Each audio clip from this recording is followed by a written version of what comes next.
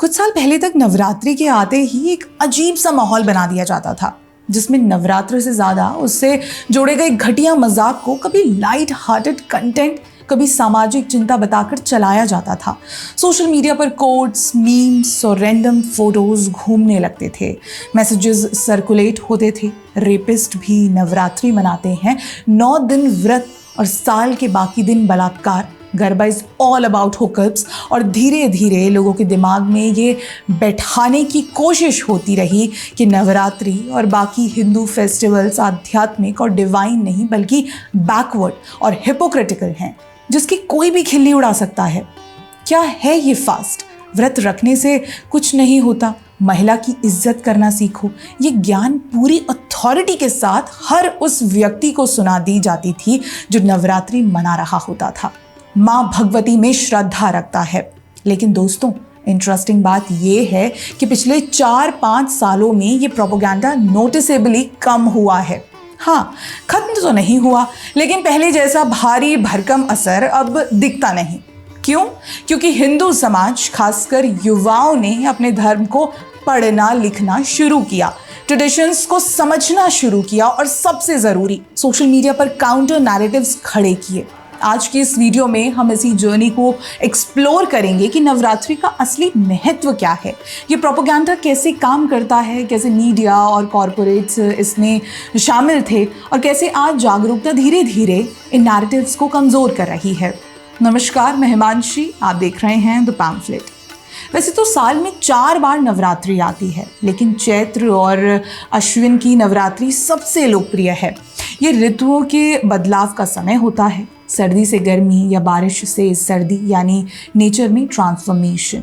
हिमाचल, हरियाणा, पंजाब, उत्तर प्रदेश, मध्य प्रदेश से लेकर महाराष्ट्र और आंध्र प्रदेश तक नवरात्रि अपने अपने लोकल फॉर्म्स में सेलिब्रेट होती है। तो एक तरफ ये फेस्टिवल कॉस्मिक और स्पिरिचुअल मीनिंग रखता है, दूसरी तरफ ये कल्चरल यूनिटी का भी फेस्टिवल है। नवरात्रि देश भर के हिंदू समाज को जोड़ता है। यही कारण है कि यूनिफाइड हिंदू समाज से थ्रेटेंड इकोसिस्टम, भाईवुड और टॉलरेंट हिंदूज को सॉफ्ट टारगेट बनाने वाले मार्केट माफिया ने हमेशा इसे कमज़ोर करने की कोशिश की है। सबसे पहले बात करेंगे भाईवुड, बॉलीवुड की, जिसने फिल्मों में देवी दुर्गा का मजाक, धर्म को सेंटर में रखकर वल्गर सॉन्ग्स या हिंदू ट्रेडिशंस को रिग्रेसिव दिखाना शुरू किया। देखिए, कुछ सालों पहले तक भाईवुड में जुड़े प्लेटफॉर्म्स के पोस्ट ऐसे होते थे: Do you want to put the Ratri in my Navratri? You need a dandi to play India I have one. Let's have some majama in my pajama.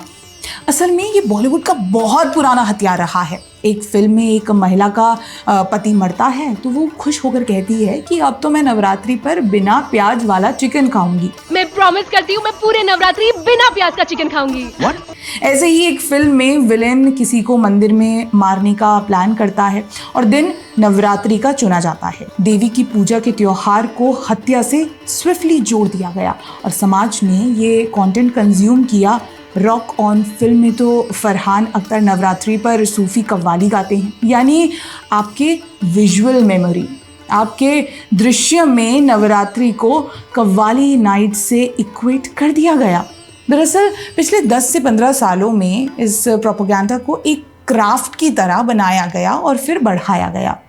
इनका तरीका सिंपल है। पहला, फेस्टिवल शुरू होते ही सोशल मीडिया पर ऐसी बातें फैलाना कि रेपिस्ट भी नवरात्रि मनाते हैं, यानी पूरे समाज को कलेक्टिव गिल्ट में डाल दो। दूसरा, कॉर्पोरेट्स और ई-कॉमर्स ब्रांड को इस्तेमाल करना ताकि फेस्टिवल्स को सेक्शुअलाइज किया जा सके, जैसे नवरात्रि ब्रा सेल, नवरात्रि कॉन्डम ऑफर्स। जैसे 2021 में sayaway.com नाम की लिंगरी साइट ने नवरात्रि ब्रा के नाम से ऑफर निकाला, 2 ब्रा खरीदो 1 फ्री पाओ टाइप डील्स निकाली गई, जैसे नवरात्रि कोई कैरिबियन बीच फेस्टिवल हो। नायका जैसी बड़ी कंपनी ने भी नवरात्रि सेल में कॉन्डम्स तक बेचे।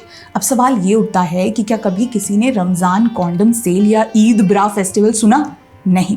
तो फिर हिंदू फेस्टिवल्स को ही टारगेट क्यों किया जाता है? इस तरह का मार्केटिंग सिर्फ प्रोडक्ट्स बेचने के लिए नहीं, बल्कि सबकॉन्शियस लेवल पर हिंदू फेस्टिवल्स को मार्केट मिल्किंग कमोडिटी बनाने तक का तरीका था। तीसरा, आर्ट और मीडिया के नाम पर देवी देवताओं का अपमान करना, जैसे सेक्सी दुर्गा मूवी या फिर फेस्टिवल्स को रिलीजन से डिस्कनेक्ट करके केवल एक मार्केटेबल इवेंट की तरह पेश करना। इससे हुआ ये कि कॉमन हिंदू यूथ में कंफ्यूजन क्रिएट करना ईजी हो गया। एक टीनेजर सोचता है कि शायद ये सच है, शायद हमारे फेस्टिवल्स में ये प्रॉब्लम है। यही सेल्फ गिल्ट क्रिएट करना इनका सबसे बड़ा हथियार रहा है। पश्चिम बंगाल में कुछ आर्टिस्ट ने दुर्गा को सेक्स वर्कर की तरह पोर्ट्रे किया। ये सिर्फ आर्ट नहीं था बल्कि सीधे सीधे इंसल्ट थी। ऐसे ही साल 2017 में ही एक मूवी आई सेक्सी दुर्गा। ये मूवी फेस्टिवल्स में दिखाई गई और इसका नाम ही प्रोवोक करने के लिए रखा गया। इमेजिन कीजिए अगर कोई फिल्म का नाम होता सेक्सी या सेक्सी, क्या वर्ल्ड टॉलरेट करता?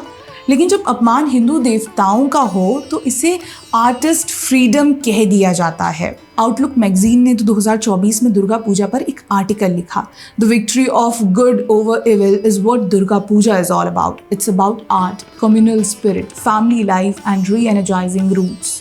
नोटिस कीजिए यहाँ रिलीजन गायब है। कोई देवी, कोई पूजा, कोई शक्ति की बात नहीं, सिर्फ कम्युनल स्पिरिट और आर्ट। ये सेम स्ट्रैटेजी नवरात्रि पर भी अप्लाई होती है। गरबा को इवेंट और डांस नाइट की तरह पेश करना जहां रिलीजियस डिवोशन पीछे छूट जाता है। इसके बाद शुरू हुआ गरबा और डांडिया को सेक्सुअलाइज करना। गरबा ट्रेडिशनली माँ अम्बा को डेडिकेट किया गया डांस है, लेकिन पिछले कुछ सालों में इसे इवेंट की तरह प्रमोट किया जाने लगा। क्लब्स में डांडिया नाइट्स होती हैं जहां फोकस डिवोशन से हटकर डिस्को पर होता है। 2023 में गुजरात की एक्ट्रेस उर्वशी सोलंकी का वायरल वीडियो आया जिसमें उसने स्टेज से कहा, in Gujarat saying I love you doesn't need Valentine Day, we wait for Navratri. यानी garba is equals to dating ground. अब इससे हुआ ये कि 2023 से 24 में बड़ी संख्या में मुस्लिम युवक फेक आइडेंटिटी से गरबा में पकड़े गए। जो मुस्लिम दिन में 5 बार मस्जिद से चीख कर बोलते हैं कि there is no God but Allah, वो लोग माँ दुर्गा को डेडिकेटेड गरबा में क्या कर रहे हैं ये समझना ज़्यादा मुश्किल नहीं है। रिपोर्ट्स आई कि कई जगहों पर रिलीजियस इन्फिल्ट्रेशन हुआ। गरबा में मुस्लिम युवकों का क्या काम? अब सोचिए, क्या कोई ऐसा इंसिडेंट रमज़ान में हो सकता है? यही डबल स्टैंडर्ड्स एक्सपोज करता है। हालांकि अब ये प्रोपेगेंडा की फैक्ट्री धीरे धीरे बंद हो रही है। ऐसा नहीं है कि ये लोग प्रयास नहीं कर रहे, बल्कि अब हिंदू अपने त्योहारों के लिए जागरूक हो चुका है। सोशल मीडिया पर अब सिर्फ प्रोपेगेंडा पोस्ट नहीं फैलते, बल्कि उनके काउंटर भी तुरंत वायरल हो जाते हैं। यूथ्स ने अपने आप से पूछना शुरू किया, क्या सच में हमारे फेस्टिवल्स गलत हैं? और जब उन्होंने पढ़ा तो पाया कि फेस्टिवल्स का असली मीनिंग बहुत गहरा है।